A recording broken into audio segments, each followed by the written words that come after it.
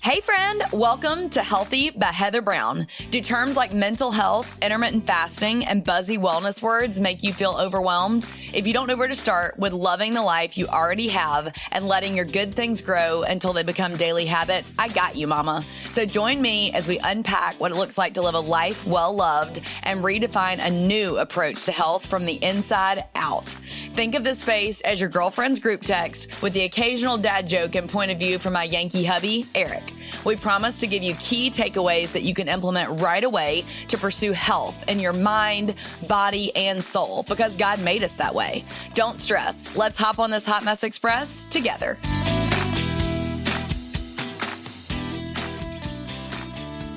Hello, everybody. Welcome back to another episode of Healthy by Heather Brown. I am so thrilled today to bring onto the mic Jason VanRuler, who is a speaker, former podcaster we were just talking about before we hit the record button. He's also an author, a licensed therapist, and he has over a decade of experience and specializes in relationships, trauma, and intimacy. And he also loves to travel the world hosting retreats, which I'm like, maybe I'm in the wrong industry. I should be doing that. That sounds amazing. But what he specializes in is helping people get past their past and get connected in their relationships. And so today we're going to be talking a lot just about relationships and how that interacts with your health, because it's more than you think. And with all that said, Jason, welcome to the show. Hey, thank you so much for having me and those kind words. I've been looking forward to this all week. Yeah, same here. Actually, Jason, little behind the scenes, I've been on Christmas break with a podcast since the beginning of December. So you're actually my first interview back. So if I'm a little rusty, then that's what's going on. Oh, I love it. It's good to take that time off, and it's nice to get back too. Yes, agree on both fronts. So Jason, do you mind telling people a little bit about where you're from? I actually saw that we both have a Finn. So tell them a little bit about your family and just maybe a little bit more details about, I thought it was really fascinating hearing your background and what made you want to go into counseling. So if you don't mind sharing a little bit more about your story, I think people would really connect with that.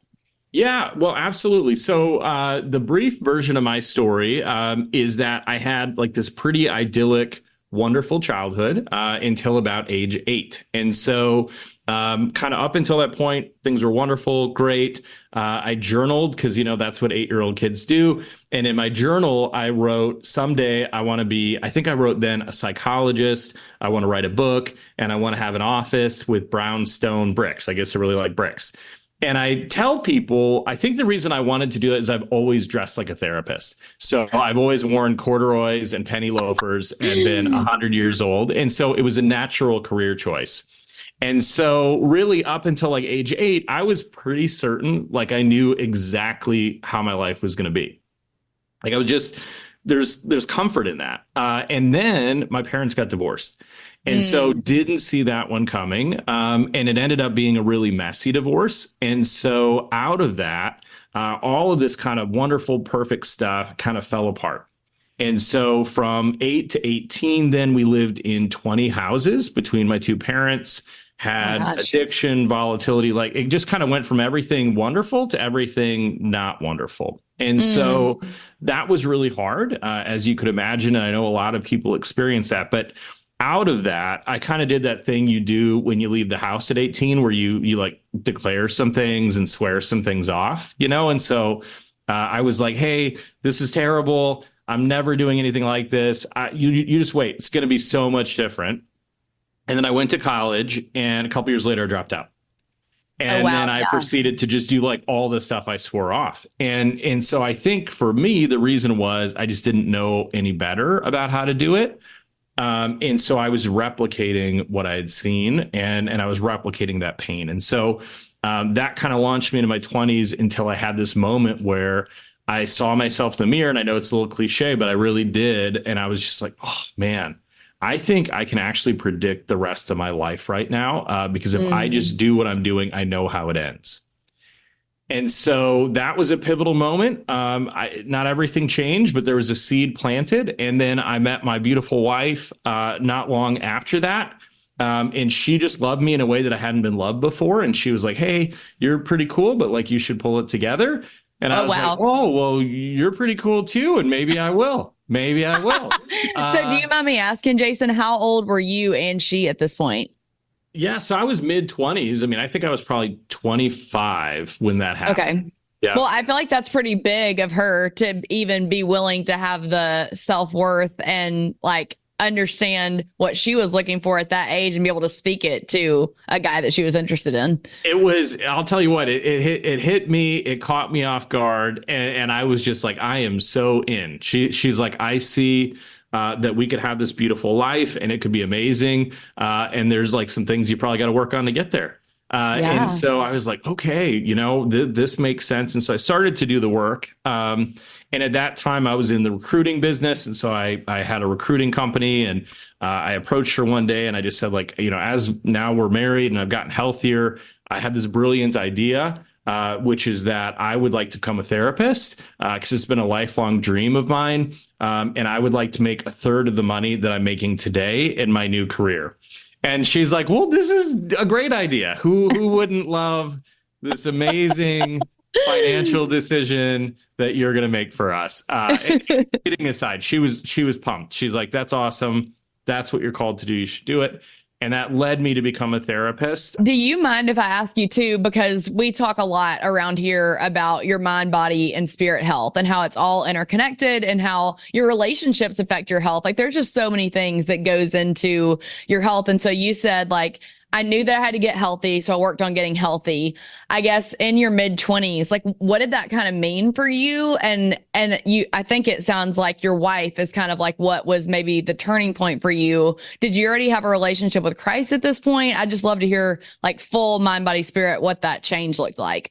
Yeah, and I just love that question because it's so true. And even when I work with people on the emotional side, you just can't kind of be okay in one area and ignore the others. And so I think it is on all of the above.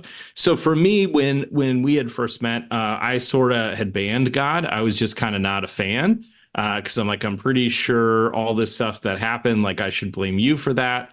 And so wasn't in a good place there, physically speaking.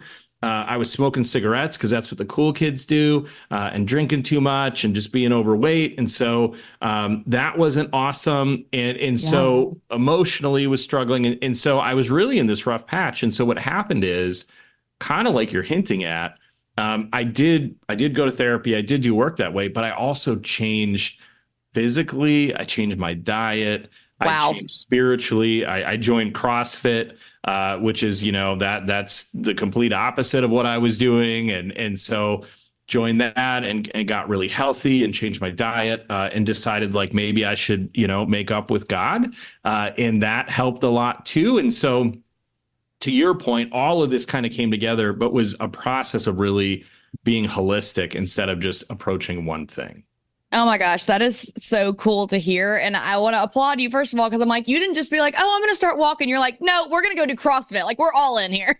I was like, I need burpees and kettlebell swings. That is the only thing that will solve this. Definitely. That's amazing. And Jason, I'm curious to hear your hot take on this, but and I don't know if you get direct messages like this, but I do on my account. And so I'm just curious to get that feedback for my listeners. But sometimes I will get women that will say, like I grew up in the church, I've been burned by the church. And so really the only interaction that I get with God is through like literally watching your stories, which is very humbling to hear. But then also like, I just don't know if I can go back there.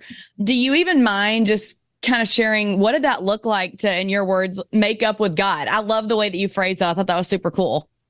Yeah, I mean, it was a process, and I get it. Like, I get why people don't, because it's really hard. And I think for me, I just felt like, man, I'd been angry for so long that I just realized like that was really costing me something. And so what led me there was just sort of like this brutal frustration and anger at God and how it worked out, and just the willingness, I think, to just go in prayer and just say like, I don't understand this. Like, help this make sense to me.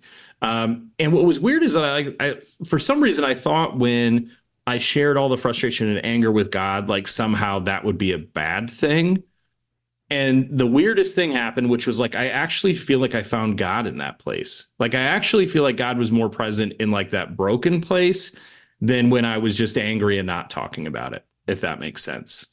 I really liked how you made that point about being angry cost me something. And I think that as women, especially in different ways, and then for men, like for women, I feel like a lot of times we may not necessarily be angry, but a lot of times we're like stuck in this negative mindset loop of like everything's the worst and like, my coffee's cold and like the traffic. Like, is there something that you kind of tell people in like a tangible day-to-day way to get themselves out of that negativity loop or that anger, I guess? Yeah, well, I mean, I think we tend to see the world through the lens that we believe about ourselves and about others. So if we tend to believe, things are no good, or I've been forsaken, or nobody loves me, like we then act like a magnet that only attracts those things. And so what I try to tell people is like we have to change that message, because if we don't change the message, we just keep looking for it. I'm always really intrigued by this story of there's this boat that they made, and it literally like just sails through the ocean and picks up plastic, like through all the ocean, like all the big ocean. It just looks for plastic. But I think we do that with our beliefs, right? So if we believe things aren't good, or we can't be successful or happy, we could have a ton of facts that are different. We could have a ton of experiences to say otherwise, but we just kind of like that boat, like we just pick up all the things that support it because it's what we believe. And so sometimes if we're in that headspace where we continuously feel that way, we have to ask ourselves, like, why is this happening? And what do I believe about why this is happening? Because that's usually a good indicator where we're struggling. Hey mama, do you feel like you are surviving on chicken nuggets and goldfish and haven't stepped in a gym since college? Or maybe, on the other hand, you feel like you're checking every health box and are still hitting a brick wall? Well, I'm here to help you redefine what it means to be healthy from the inside out. I'm a former fitness instructor and everyday mom who is passionate about helping you create a beautiful life you freaking love. So I'm opening the doors to the Healthy by Heather Brown membership to the public and can't wait to walk alongside you and be your cheerleader. When you join, you'll be added to my exclusive Facebook group. You'll receive my Sunday reset training that will help you create promising, sustainable, healthy choices from the inside out, which will in turn lead to a more joy-filled life for busy moms. Live coaching and workout classes with yours truly. You asked and I listened. We'll talk about how to balance your whole health when you have kids and life get busy with school and activities.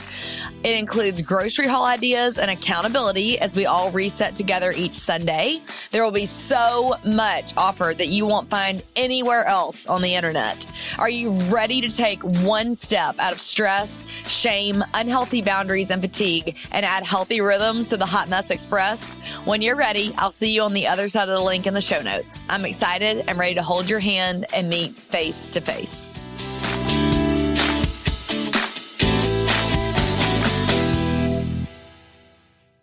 That is incredibly valuable. And so y'all, if you don't already follow Jason on Instagram, I'm going to link his account. But I really liked when you're talking about this, it made me think about what you talked about as far as like, it's my least favorite time of year. Like everybody's coming up with these resolutions and things that they're going to let themselves down on, essentially.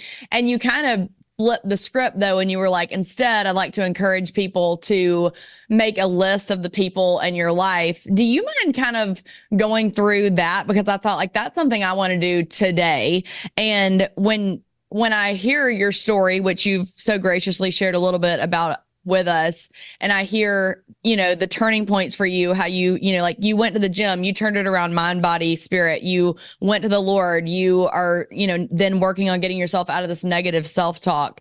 How do we move into the new year? And do you mind explaining a little bit about how you've talked about not just setting up these like ridiculous resolutions, but something that like they can actually take an action on today? Yeah. So, I mean, the resolutions, they sell books, they sell all the things, so it's the thing to do. And I get it, because I think it's good to have goals. But here's what I'm going to tell you. And I'm maybe a little biased as a therapist, but we are going to go as far as our relationships go. At the end of the day, our relationships and our community is going to have everything to do with our happiness and our quality of life and how well we achieve those things. Even talking about CrossFit for me, was something in my life where I now had a community of people who were focused on fitness that I'd never had before. And so being part of that community meant that I kept up. Like I would go to the gym because people cared if I didn't go to the gym, which was brand new for me. And so what I've kind of, I think tried to encourage people to do is if you have a goal, attach it to a relationship, right? So if I go to CrossFit, I have relationships with those people, and that's going to help me reach my goal because I'm a relational person. And so instead of making all these resolutions, it's important to kind of look at like the 3 to 5 people that are closest to me and to just kind of ask myself, like, am I showing up in that relationship? Are they showing up in that relationship? And does something need to change there? And if we are at a place where something needs to change or we're not showing up, that is the first place to start because that'll make the greatest impact. And that ties right into another quote of yours that I wanted to share with everybody because I was like, gosh, it's just so true. I read it. You just posted on your Instagram story and I immediately texted to my husband and we were just talking about ways that we could lean into this. So the quote from Jason that I thought was so good is a lack of presence destroys far more relationships than problems do. And so I think if you take the time, like you were saying, to write down those people that you're the closest to and figure out, like, do you need to pour in more to those relationships and how are you going to do that? That could potentially save someone. And this is obviously dramatic going to worst case, but from divorce or things that, are really important to women I know listening to this episode. And Jason, do you mind even I know some people, they can't afford counseling or it's just not in their wheelhouse or that are honestly they just have a mental barrier up against it. They would never go to counseling. Are there any other questions that you would be like, hey, mama, when you're talking to your kids, these are some great touch points to check in on that relationship? Or when you're thinking about your spouse, these are some things and some tools that you guys can utilize, almost like your mini encyclopedia of quick reference, what they should do to pour into those relationships. It's only counseling. That's the only way. There's no. He's like, get in here. There's no other way. No, actually, I love that question because here's where my heart is my heart is helping people. And I also am acutely aware of the fact that, like you said, for some people, that's not accessible. It's not doable for a lot of different reasons. And so I think the biggest thing is just to be really intentional about your relationships, which requires some communication and checking in. The thing that we don't do that we ought to do is just check in on how it's going. So how are we doing? Are we connecting? Do we feel like this relationship is fulfilling? Are there things that we kind of constantly feel like we're bumping up against that we really need to work through? The other part is, what do I want and need? So one of the biggest struggles that I have when I'm working with clients is they don't really know what they want and need, but they know they don't like how they feel. Well, that's a very difficult spot to be in because how do you fix that? Right? So if you say, well, I'm feeling sad, I'm like, oh man, I don't want you to feel sad. What do you want? What do you need? And you're like, I don't know. We're kind of stuck. And so some of it is learning to kind of check in on the relationship, but then also talk about what you want and need. And if you don't know, it's okay to try stuff out and figure it out, but you have to do something. Oh my gosh. Yes. That's mind blowing though, because I think that some moms, especially that's most of my audience, they don't even take the time though to just breathe sometimes because it's you're just running everywhere and you're crazy. So I would encourage you, to me, a huge takeaway from this episode is literally carve out in your Sunday reset. You're sitting down, you're looking at the week, what day and time next week, if you can't do it today, are you going to write down what you want and what you need out of your relationship with your husband or with your kids or with your friend? Maybe it's with your parents, those 5 to 7 people you write down. I just feel like that could be a game changer, Jason. That's huge. Well, it makes us intentional. And I don't know what it's like to be a mom, but I've got kids. I see my wife, and I know for moms especially, it is really hard because they don't get asked that very often. It's kind of about what everybody else needs. And so I think it's important because that's actually how you kind of do this sustainably is you have to take care of yourself. And so maybe you say, what I really need is I need 20 minutes a day to go get coffee. And you do it and you go, you know what, that was really great. But it turns out I actually only need 3 days a week to do that. Or I really need to meet with a friend, or it's a process to figure that out. So don't feel like, well, if I ask for it, that has to be the perfect thing. You don't know the perfect thing, but the point is to try. Yes, amen. I love that. Well, Jason's new book is called Get Past Your Past, and I'm going to link it up in the show notes for everybody to be able to get. But Jason, I always ask everybody this question on the podcast before we wrap up. But number one, if you have any other closing thoughts, you want to tell them where to find you on social media or online, please, of course, do that. But then I'd also love to hear you answer the question, how do you reset personally? And that can be anything that kind of gives you life and mind, body, and spirit, just how you personally hit the reset button. Yeah, I love that. So first part is if you are thinking, man, I love to listen to this guy's voice. I'd love to hear him every day of my life. Instagram, my friends, you can find me on Instagram giving relationship information and direction. So that would be one thing. And then the second thing is resetting is super important. And especially as a therapist, and I think for anybody, it just matters. And so every Sunday, I have, just like you talk about, I have a check-in. I go through kind of what's working, what's not. On a daily basis, every morning, I spend about 30 minutes doing a morning routine, which includes a little bit of exercise and devotional and meditation. So like that's important. And then usually once or twice a year, I take like 2 days with no TV and no cell phone. And I just try to really listen to what's going on in my life. And so I think for me, that would be my version of how I reset. I love that. That's such a great answer. And I think that it's also really important to note, like you just said, time frames that are different for you. So you have a reset that you do weekly, and then you also know that you need that annual reset. I am curious, just because you mentioned meditating and a devotion, do you have a favorite devotion or even meditation app or something that you use that you recommend? Yeah, I use the Glorify app. Is an app that I've used for a long time, and that's great. And then I use Headspace for meditation, and then I do kettlebell swings just to make it interesting. I love it. There you go. And then in Headspace, is that because I know some people are like, oh, like if they're in the Christian space, they're kind of like, oh, about meditation. And we can talk, that's a whole nother podcast for a whole nother day. But is Headspace Christian based or no? Just so they know what they're getting into. No, it's not necessarily. Okay. I think, the whole meditation thing is really interesting because what we talk about really from a faith perspective is spiritual formation, which is very similar and actually includes some of those things. So there's some great contemplative readings and meditations that you can do that way. So I think you can blend it. What I like about Headspace, for instance, is just they've got some very guided, like gratitude ones that I enjoy. But Glorify also has a meditation part in that. So I might tell you, if you're new to it, like do the Glorify app, try that. It takes about, I think, 10 to 12 minutes every day. And there's a devotional and kind of a verses and then a meditation part. So like maybe start there and then expand if you want to. Awesome. Well, I love that. Jason, thank you so much for coming on today. I really, really appreciate it. Yeah, this has been fantastic. Thanks for having me. You're the best. He dealt with me with technical glitches and all. So anyway, you guys, such a great conversation today with Jason. Funny story, mid podcast recording, my screen, everything went completely black. So Jason was so kind to humor me and wait for me. And we got to come back on and finish the interview.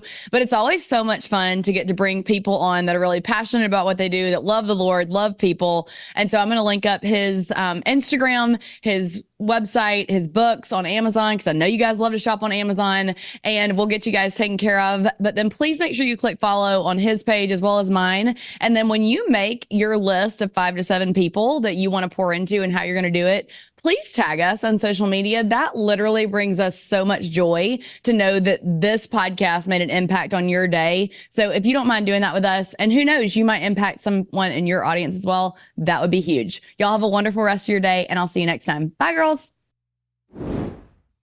Hey, hey, hey. Welcome back to another episode of the Marriage Corner with Eric. Hey, it's good to be back. And you tasked me up with a different topic today.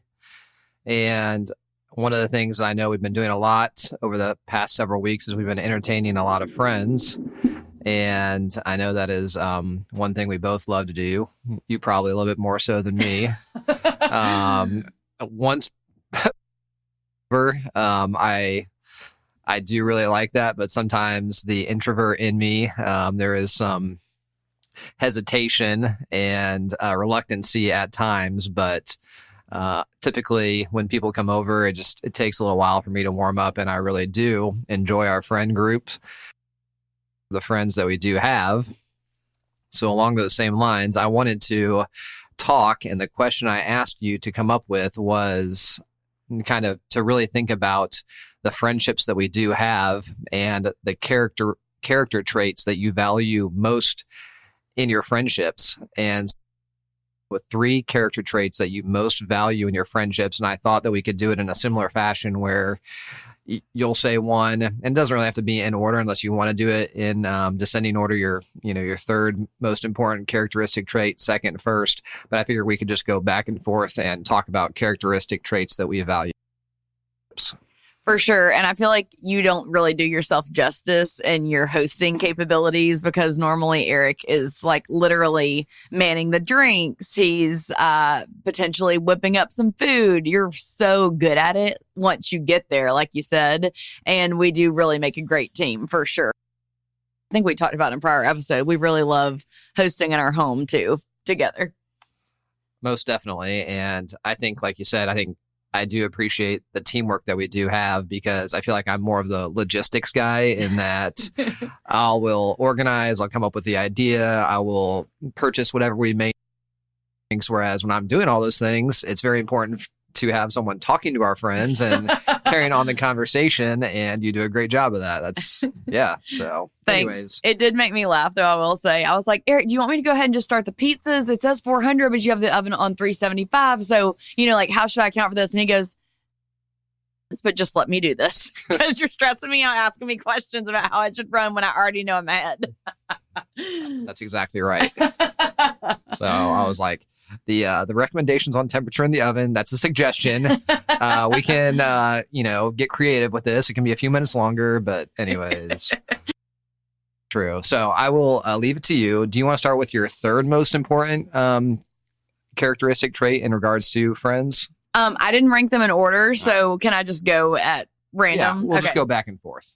Perfect. So I would say that probably the first thing that comes to mind is it's really easy to have friendships with people minded, and that may be in the way that we think as far as really being interested in health together, or like my burn friends perhaps, or for instance people at church having very similar values to me. But in general, I feel like you need some kind of core tenet that kind of ties your worldview to be able to, I guess, have that easy back and forth. Did I say that well? I feel like I kind of stumbled all over that, but that was my general thought. I definitely understand what you're saying. I don't think it's necessarily always the case. And I think we're talking about, the most characteristics of true friendships. And that doesn't mean you can't have friends that have different worldviews. I actually think we both have many friends that have different worldviews, different perspectives on things. But for those true friends, typically they have a similar worldview, similar morals, similar values. Some of the best conversations I have are with friends that have different worldviews, different perspectives. And I think both you and I, and you do a great job of this when you're interviewing different people, you learn different things from different people that have different attitudes and have a different background than you. But I definitely think for those true friendships, those sharing similar worldviews and similar values is very important. Yes. Thank you for putting that a little more clearly. You're up. Well, mine's not going to be quite as serious, but I think for me, and I think this is important for a lot of guys and the friendships that they have, for me, different characteristics of a great friend is having a similar sense of humor. Oh, yes. So my brother and I talk about this a lot, and I think he and we have very similar types of humor, whereas the humor it's a little bit deeper. It's on its face, just flat out funny slapstick humor. It's humor that you have to think about a little bit, which we both really appreciate. And now, granted, there are times for just, dumb guy humor, as I'll put it. And I do enjoy that at times. But I think truly some of my best friends, we have similar senses of humor in that, you can just be who you are and you can tell jokes and not worry about offending anybody. You know, they know you and who you are, and having that similar sense of humor and just laughing together with a friend is probably one of the best, and just one of the things that I value most. This might be a silly question, but for girls, we tend to have like 14 platforms that we're communicating on. So for instance, I have a group me with my girlfriends. I have a Marco Polo. We also have an Instagram DM. And pretty much the sole purpose of the Instagram DM is to share funny memes or reels. Do guys have that kind of thing as well? I think it's kind of similar. I think it's mainly just if you have a group text, it could just be with one guy friend, but typically it's in a group text of guy friends, typically 3 to 4 guys, and you're just going back and forth, you know, just giving each other a hard time. And there are a lot of sharing memes and Instagram reels or shorts and things of that nature. Now, granted, sometimes one of my biggest pet peeves is too much sharing of the Instagram reels. Sometimes you just gotta cut it off and just, you know, you have to know when to quit, which it took me a little while to figure that out, I will say. But anyways, similar sense of humor, very important trait, I would say. This is kind of a sidebar, but one thing that I'm doing to work on my mental health this year and just my focus, because I really struggle sometimes with getting distracted and squirrel minded, is I put all my group texts on silent. So the family group texts on both Eric's side and my side, and then a couple of our et cetera, et cetera. And Eric was like, I am really going to need you to, at least on this 1 or 2 group texts, take us off silent because we've been waiting on you for 2 hours to respond. So I was like, okay, for that one, I will unsilence it. There is a lot of balancing that you have to do in a family group text. I will say, I would love to hear people's opinions on the family and just all the different dynamics that come with that. But I'm going to share my second. We'll do it snake format in that I'll go twice and then you'll go twice and we'll end up that way. Okay. Fabulous. And we got to hurry because I just looked at the time. Wow. All right. So real quick, second characteristic trait that I look for in probably my best friendships. And I think that's pretty self-explanatory, but I guess one thing for me, as far as loyalty is concerned, it's that type of person, that friend that maybe you haven't seen. And I think guys, maybe, this is just my opinion, guys in general do a little bit better job of this, where I might not see for 6 months, a year plus, but it's that loyalty of that friendship that you don't even have to question it, that when you get back together with that friend, you just pick right back up. And it's not the same with guys. Guys don't call each other on the phone. We just don't do that. But when you're actually together with that person and you share, it's just something special, and you just pick up right where you left off. You can share in some of the old memories. You're going to make new memories, and you just know you're going to have a good time. But that loyalty of just always knowing that person's going to be there for you. They're the same person you always knew. Now, and you grow, but deep down, they're that same person. They're always going to be loyal to you in that friendship. I truly appreciate that. Yeah, I definitely agree with that one. And that is a roundabout way on my list as well. Is that your second as well, too? Oh, no, I thought you were doing back-to-back ones. Oh, you just did. You just did. Okay, my bad. So I'll go into the one that had to. I'm really not good with understanding all the guys. Like, what's it called? It's snake draft. The draft forms. Draft format. Yes. Okay. So mine is just easeability of being with that person. You feel comfortable with them. You trust them almost implicitly, to the point in this case, even if you went out of the room and you left a group of girls together, you would trust that if something negative might be said about you, that somebody was going to stand up for you. To me, that just comfortability, ease, even if you're tired, you're sick, you're not 100%, you're not going to feel like you have to put on a show to be with them. To me, that is ultimate comfort. The loyalty is there. You trust them. Yeah, I definitely think both those characteristics go hand in hand. Yep, I completely agree. What do you got for your third? Okay. For my third one, this kind of goes into things that we talk about that we appreciate in our marriage, is I really, really value the friendships that make me a better, that I really value that they almost call me up, whether it be, I think about my friends, Elise and Lindsay. They are some of the most giving friends that I know. And if anything, they encourage me to think about ways that I can give back to my boys, ways that I can teach them about giving to others. They almost call me to a higher calling of looking for ways to serve others. And then I think about my burn friends. They call me up in ways with, you know, my exercise, my nutrition, all these things. I think about my closest friends that, you know, some are from burn, some of them are not, but they call me up in my Christianity. The base of all of them, I noticed that there's just fun. So that was like 2 answers in one, but that's what was my next answer.